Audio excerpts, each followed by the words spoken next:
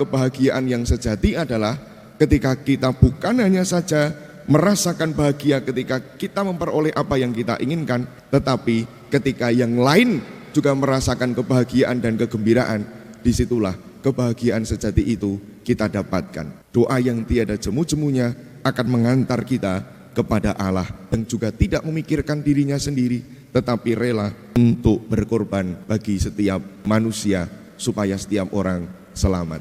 Satukan kami umat-Mu ya Tuhan, dalam Kristus jadi satu warga, hingga kami sehati dan sejiwa memuliakan nama-Mu Tuhan.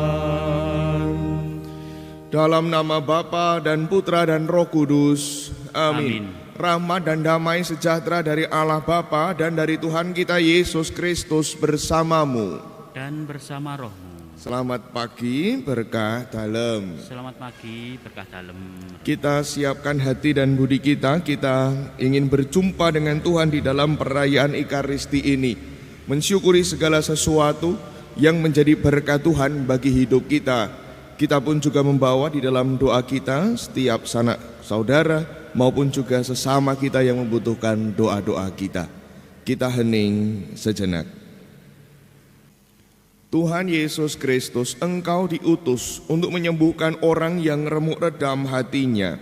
Tuhan, kasihanilah kami. Tuhan, kasihanilah kami.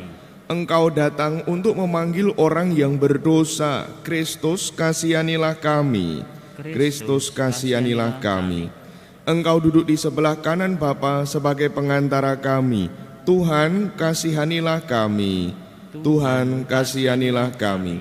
Semoga Allah yang Maha Kuasa mengasihani kita, mengampuni dosa-dosa kita, dan mengantar kita semua ke dalam hidup yang kekal. Amin. Romo, Bu Ibu, Bapak-bapak, dan saudari-saudaraku yang terkasih, selamat pagi, berkah dalam. Selamat pagi, berkah dalam. Kami para Romo itu punya doa 5 waktu. Ditulis di dalam biasanya buku yang biasa kami sebut sebagai buku brevir atau buku ibadat harian. Doa-doa itu ada doa atau ibadat bacaan, ibadat pagi, ibadat siang, ibadat sore, dan ibadat malam atau ibadat penutup atau yang biasa kita kenal sebagai kompletorium. Biasanya umat juga ada yang memiliki karena ada umat yang juga pengen berdoa seperti itu. Tidak apa-apa ya. Biasanya hal itu didoakan setiap hari, setiap waktu. Biasanya didoakan setiap hari, setiap waktu. Dan suatu ketika dalam masa formasio kami, ketika kami itu baru belajar untuk berdoa seperti itu, kami merasakan ada pergulatan batin yang cukup mengganggu. Kenapa mengganggu? Doa mengganggu. Ning nyatane yoncen ganggu gitu. Mengganggu ketenangan batin. Karena seringkali kita diajak untuk berdoa di dalam doa brevir itu, berdoa tetapi seringkali tidak sesuai dengan keinginan atau maksud hati. Doa brevir merupakan doa liturgi resmi yang juga didoakan setiap hari, tetapi kemudian isinya itu seringkali berbeda dengan apa yang sedang kita rasakan. Misalnya saja pagi ini kan, pagi ini misalnya saja ibadatnya itu misalnya, marilah kita bernyanyi bagi Tuhan, bersorak-sorai bagi penyelamat kita, diajak untuk bersukacita dan bersorak-sorai. Neng barangkali yang berdoa di pagi ini, ada yang hatinya tidak bersorak-sorai, ada yang hatinya tidak bisa memuliakan Tuhan, karena memikirkan berbagai macam hal yang berat di dalam hidupnya. Tetapi bagaimanapun juga doa itu mesti tetap didoakan terus-menerus. Maka pernah ada teman saya protes gitu kan, "Loh gimana, kenapa kita harus berdoa doa macam ini? Wong saya sedang bersedih diajak bergembira, wong saya sedang seneng-seneng malah diajak bersedih."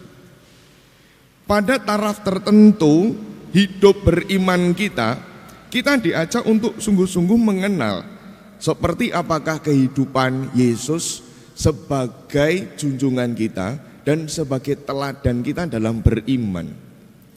Bahwa ketika kita berdoa, kita diajak bukan hanya memikirkan kebutuhan diri kita sendiri atau apa yang sedang saya rasakan. Bahwa kita berdoa untuk kepentingan diri kita sendiri, iya, karena kita membutuhkan itu. Tetapi jangan lupa, kita tidak boleh hanya berhenti di situ. Tetapi seperti halnya Yesus, kita pun juga diajak untuk bisa berani keluar dari diri kita, mencoba untuk memikirkan yang lain dan membawa itu semua di dalam doa. Bahwa setiap sesama dan saudara kita satukan dalam diri kita di dalam doa. Keprihatinan sesama adalah keprihatinan Tuhan dan menjadi keprihatinan kita.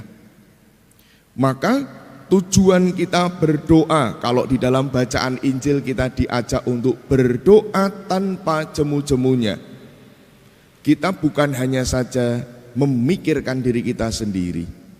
Doa yang tiada jemu hanya mungkin ketika kita berani keluar dari diri kita sendiri dan mencoba untuk juga memikirkan yang lain. Doa yang tiada jemunya memang sekali waktu akan menyesakkan hati kita. Tetapi dengan berdoa tiada jemunya, kita akan mencoba atau belajar untuk menjadi orang yang semakin sabar. Karena kita mencoba sabar mendengarkan suara Tuhan yang barangkali atau seringkali kita dengarkan melalui doa. Sabar untuk tidak menuruti hawa nafsu diri sendiri, bahwa yang paling penting adalah yang saya rasakan atau yang saya butuhkan. Tetapi orang lain juga memiliki kepentingan yang juga harus saya perjuangkan sebagai sebuah kebersamaan di dalam Tuhan. Doa yang tiada jemunya juga akan membuat kita berlatih untuk menjadi semakin peka terhadap yang lain. Doa yang tiada jemunya juga akan membuat kita menjadi orang-orang yang semakin rendah hati, tidak mengutamakan diri sendiri tetapi mengutamakan banyak hal yang lain. Doa yang tiada jemunya juga akan membawa kita bukan saja pada sebuah kegembiraan dan kebahagiaan hati yang semu. Kebahagiaan yang semu adalah kebahagiaan yang kita peroleh ketika kita mau atau mampu untuk memperoleh apa yang sekedar kita inginkan.